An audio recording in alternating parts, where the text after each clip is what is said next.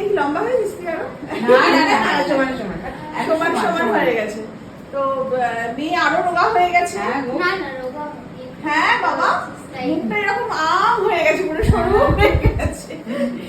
প্রাপ্তির দিদা, তো দিদা হচ্ছে আমাদের পরিবারের একদম অ্যাক্টিভ মেম্বার। বলছে বাসি লুচিগুলো তো ভালোই খাচ্ছে, সব দেখে। হ্যাঁ, সব দেখি আমি।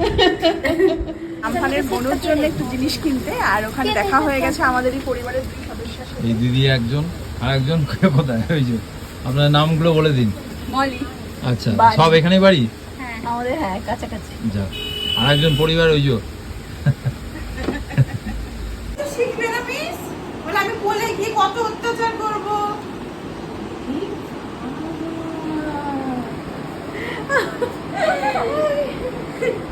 আমি জাস্ট মানে এই করতে পারছি না। ও দেখছে দেখো।